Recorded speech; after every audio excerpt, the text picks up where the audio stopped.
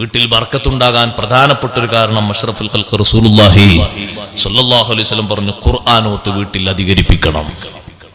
ഷാമാരിബിന്റെ ഇടയിലൊക്കെ ഖുർആൻ ഓതുന്ന വീട് കേട്ടാൽ കേട്ടുക്കാനൊരു പുതിയാണ്. ഞാൻ നാളെ സ്ഥലത്ത് പോയപ്പോൾ അങ്ങനെ ഖുർആൻ ഓതുന്ന കേട്ടു. വീട്ടിൻ്റെ ഉള്ള മക്കൾ കുറച്ചു നേരം അവിടെ അങ്ങനെ നിന്നു, അങ്ങനെ സന്തോഷം കൊണ്ട്. കുട്ടികൾ ഇശാമാരിബിന്റെ വീട്ടിൽ നിന്ന് ഖുർആൻ ഓതുന്ന കേട്ടപ്പോൾ സന്തോഷം കൊണ്ട് കുറച്ചു നേരം നിന്ന് കേട്ടു.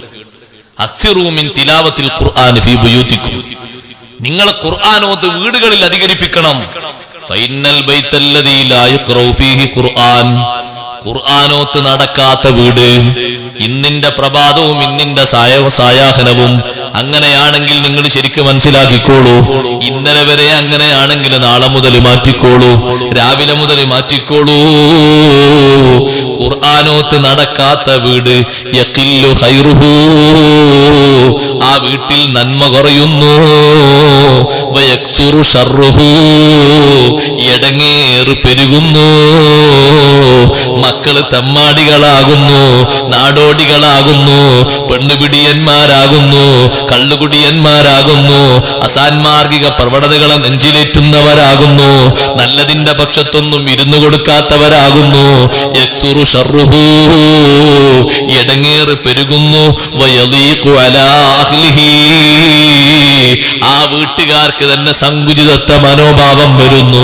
ഒരാൾക്കൊരാളെ കണ്ടൂടാ, മറ്റാൾക്ക് മറ്റാളെ കണ്ടൂടാ, അയാൾക്ക് ഇയാളെ കണ്ടൂടാ.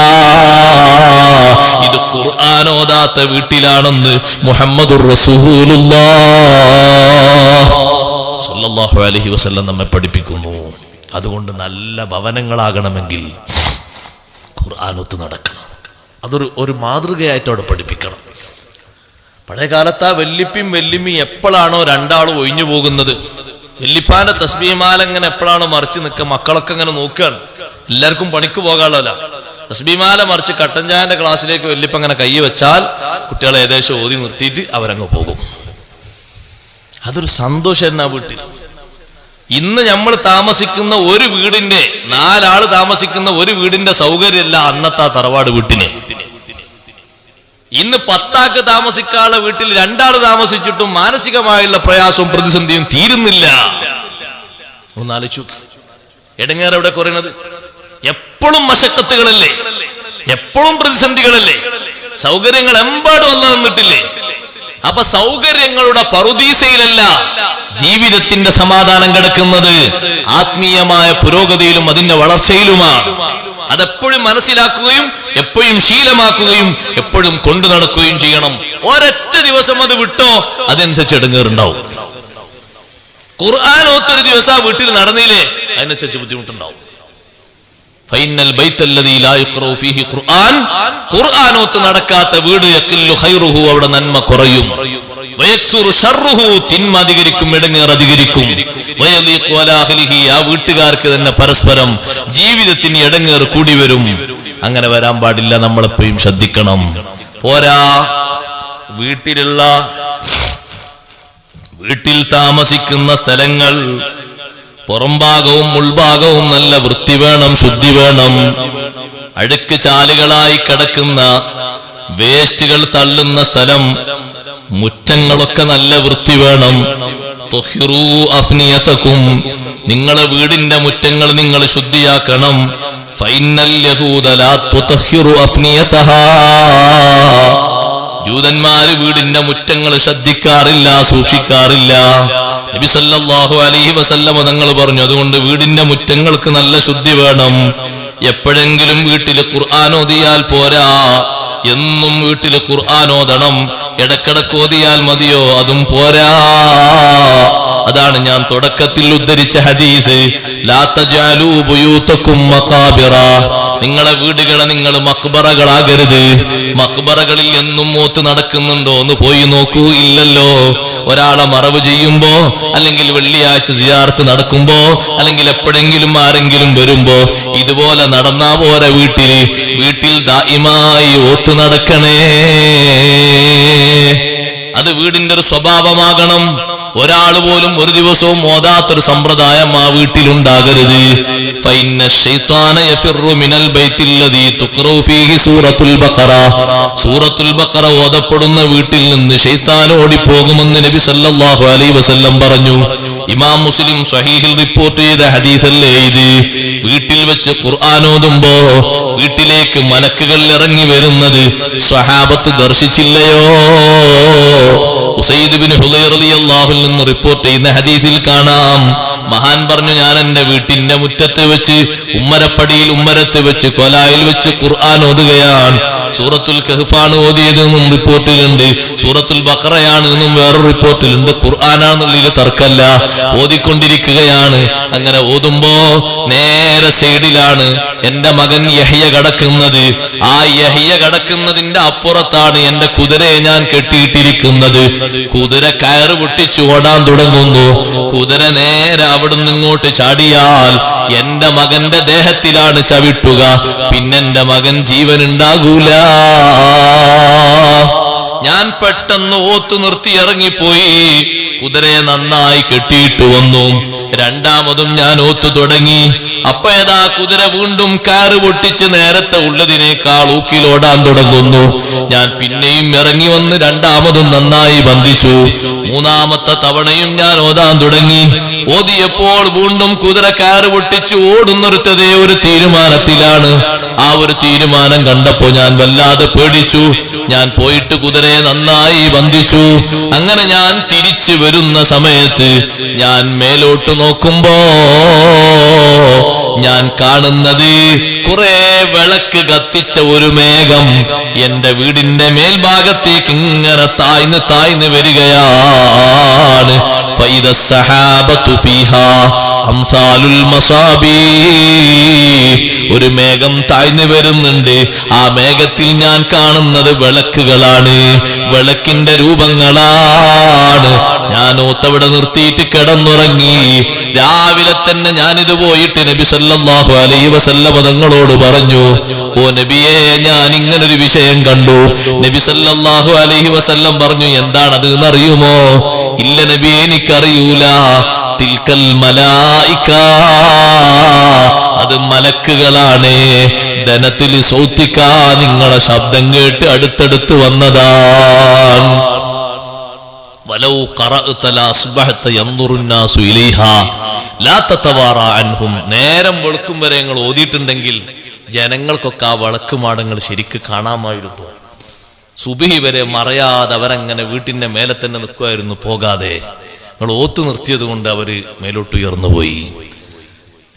എന്നാലും നിങ്ങൾ ആലോചിച്ചു നോക്കൂ, വീടിന്റെ വല്ലാത്തൊരു കാവലും അനുഗ്രഹവും.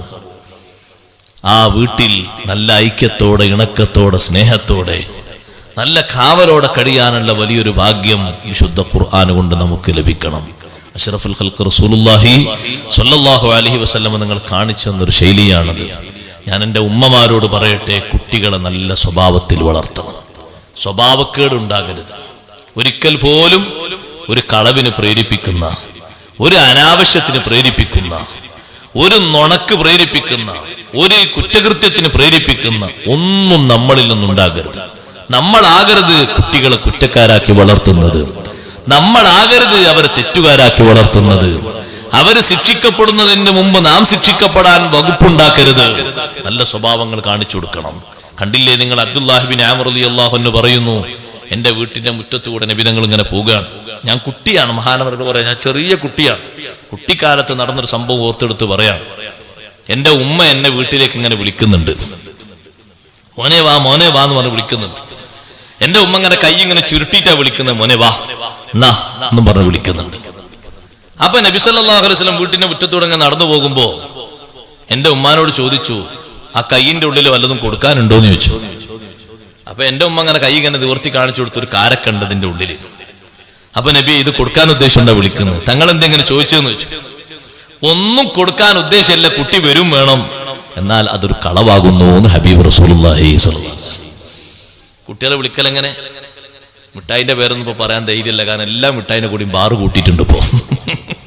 മുമ്പത്തെ പോലൊന്നല്ല. മുമ്പുള്ള മിഠായിക്കൊന്നും അങ്ങനെ ഒരു കുഴപ്പമില്ലല്ലോ. ഇപ്പോഴുള്ള മിഠായിന്റെ കൂടെ ഒക്കെ ഒരു ബാറ് ചേർത്ത് കൊടുത്തിട്ട് എന്തിനാന്നറിയില്ല. അങ്ങനെയുള്ള എന്തെങ്കിലുമൊക്കെ പറഞ്ഞ് കുട്ടികളെ വിളിക്കാൻ, കുട്ടികൾ ഊറ്റത്തിൽ ഓടി വരാണ്. എവിടെ നോക്കുമ്പോൾ പറയും മറ്റാളെ പീടിയിലുണ്ട് എന്ന്, അല്ലെങ്കിൽ അവിടെ ഉണ്ട് ഇവിടെ ഉണ്ട്. കളവാൻ, നുണയാണത്. കുട്ടികളെ പഠിപ്പിക്കരുത് എന്ന് കരുതിയിട്ടാണ് ബോധപൂർവം തങ്ങൾ ചോദിച്ചത്. ഇത്ര പോലും സ്വഭാവ ദൂഷ്യം വരാതെ നമ്മൾ സംരക്ഷണം കൊടുക്കണം, നമ്മൾ സൂക്ഷ്മതയിൽ വളർത്തണം. നമ്മൾ വളർത്തുന്നിടത്ത് വന്ന അപാകത മൂലം എന്റെ ബാപ്പയും ഉമ്മയും എന്നെ ഇങ്ങനെയാക്കിയതാണെന്ന് പറഞ്ഞുകൂടാ. വീട്ടിന്റെ ഉള്ളില് ബാപ്പയില്ലാതെ ഉമ്മ മാത്രം മക്കളെ വളർത്തിയിട്ട് വലിയ വലിയ പണ്ഡിതന്മാരാക്കി അവരെ വളർത്തിയെടുത്തിട്ടില്ലേ?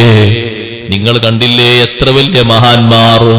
മദീനയിൽ ഇമാം മാലിക് റളിയല്ലാഹു അൻഹു ദർസ് നടത്തിക്കൊണ്ടിരിക്കുമ്പോൾ അവിടെയുള്ള വലിയൊരു മഹാനാണ് അബൂ അബ്ദുറഹ്മാൻ എന്ന് വിളിക്കുന്ന റബീഅ റളിയല്ലാഹു അൻഹു.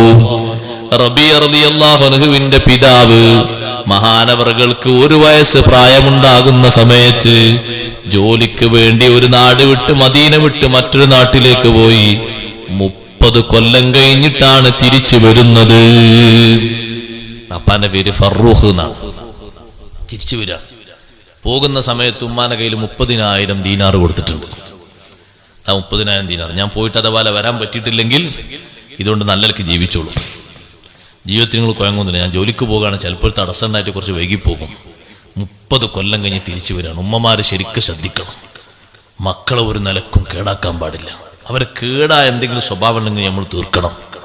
ഒരു കുട്ടി സ്കൂൾ വിട്ടു വന്നിട്ട് ഉമ്മാനോട് പറയും, ഉമ്മ നിങ്ങൾ തന്ന 20 രൂപ എപ്പോഴും എൻ്റെ കീശയിലുണ്ട്. അപ്പൊ ഉമ്മ ചോദിച്ചു, മോനെ നീ ബസ്സിൽ കണ്ടക്ടർക്ക് പൈസ കൊടുത്തില്ലേ? അപ്പൊ കുട്ടി പറഞ്ഞു, ഞാൻ ബസ്സിലങ്ങ് കയറുമ്പോ അയാൾ ബസ്സിൽ നിന്ന് ഇങ്ങനെ ഇറങ്ങിയിട്ട് മുന്നിലെ ഡോറിലൂടെ അങ്ങോട്ട് കയറി. നല്ല തിരക്കുണ്ടായിരുന്നു. പിന്നെ ഞാനങ്ങനെ വിചാരിച്ചു എന്റെ അടുത്തേക്ക് വരും. എന്റെ അടുത്തേക്ക് ഇങ്ങനെ അയാൾ എത്തുമ്പോഴേക്ക് പിന്നെയും മുന്നിൽ ആള് കയറി, ആള് മുന്നിലേക്ക് ഇങ്ങനെ പോയി.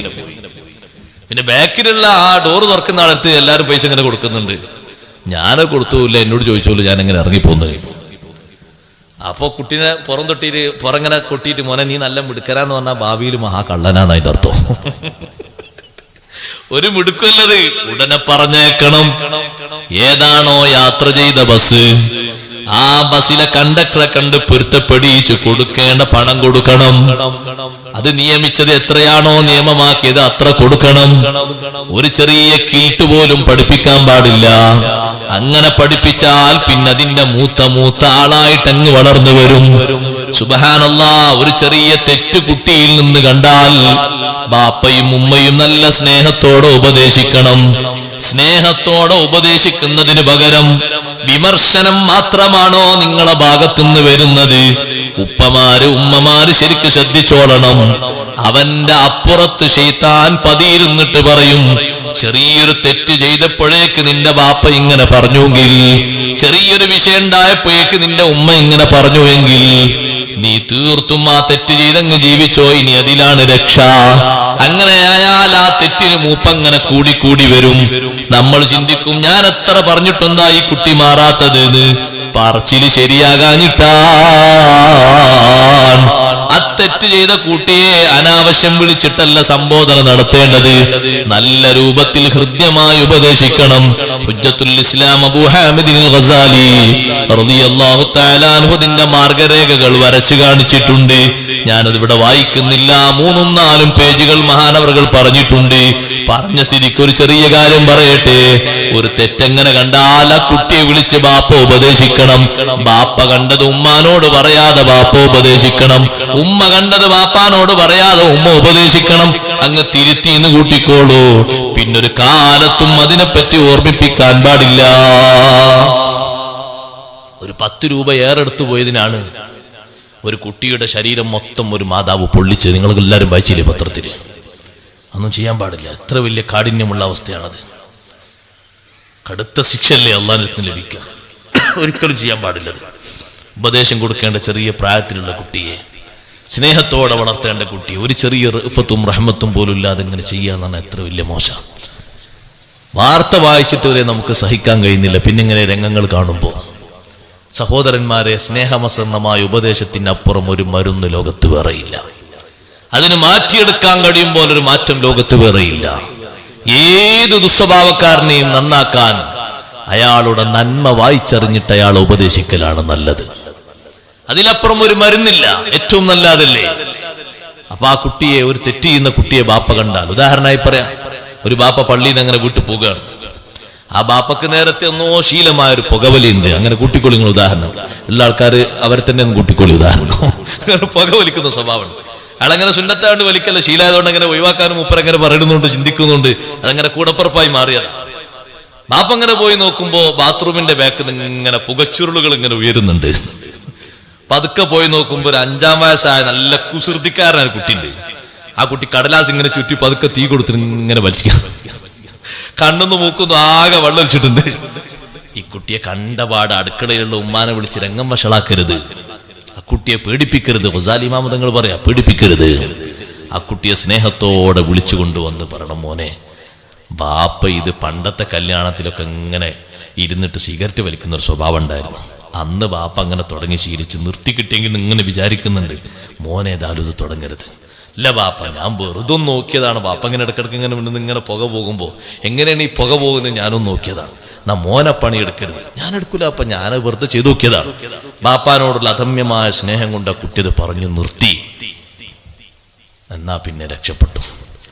അതേ സമയത്ത് 4 വീട്ടുകാരും ആ ഉമ്മയും വരുന്ന ആൾക്കാരും പിന്നെ ആ വീട്ടിൽ ആരൊക്കെ സന്ദർശകരെ വരുന്നുണ്ട് അവരോടൊക്കെ തിരിയുന്ന രൂപത്തിൽ ഇതങ്ങ് വിളമ്പിയാൽ അക്കുട്ടിയുടെ ഭാഗത്ത് പിശാച് സ്വാധീനം ചെലുത്തും. അക്കുട്ടിയെ കൊണ്ട് അന്ന് അവൻ ചുരുട്ടി വലിച്ച കടലാസാണെങ്കിൽ പിന്നെ ദിനേശ് വീഡിയോ എടുപ്പിക്കും. അത് കഴിഞ്ഞാൽ അതിന്റെ മേലുള്ളത്, അത് കഴിഞ്ഞാൽ പിന്നെ ഉയരുള്ളത്, പിന്നെ പേരൊന്നും എനിക്കല്ല, അതുകൊണ്ട് ഞാൻ അങ്ങനെ പറഞ്ഞു. പിന്നെ ഉയരുള്ളത്, പിന്നെ ഏറ്റവും വലിയ ഉയരുള്ളത് ഇങ്ങനെ അങ്ങോട്ട് കൊണ്ടുപോകും. അതുകൊണ്ട് അതല്ല അതിന്റെ ശൈലി. അവർ ഉപദേശിക്കണം. ഉപദേശിച്ച് മാറ്റിയാൽ പിന്നെ ഒരു കാലത്ത് പറയാൻ പാടില്ല. പിന്നെ ആ കുട്ടിക്ക് പേരക്കുട്ടികളായി നിൽക്കുമ്പോ അന്നൊക്കെ എനിക്കറിയാം, ഈ പണ്ട് 5-ാമത്തെ വയസ്സിൽ ആ വീഡിയോ വലിച്ചിട്ട് ഞാൻ എന്നെ പിടിച്ചില്ലേ. ഇത് പറയുമ്പോ മറ്റേ മക്കൾ ചിന്തിക്കുക, ആ എന്റെ വാപ്പാക്ക് അങ്ങനൊക്കെ ഒരു സ്വഭാവം ഉണ്ടായിരുന്നില്ലേ, വല്യാപ്പതാ പറയണത്. അത് തിരുത്താൻ പാടില്ല, അത് പറയാൻ പാടില്ല. പിന്നെ അത് വിട്ടേക്കണം. അവരെ നന്നാക്കുന്ന ശൈലിയല്ലേ. അതുകൊണ്ട് നല്ല സ്വഭാവങ്ങൾ കൊടുത്തവരെ നന്നാക്കണം, നല്ല ശൈലി കൊടുത്തവരെ നന്നാക്കണം. സ്വഭാവത്തിൽ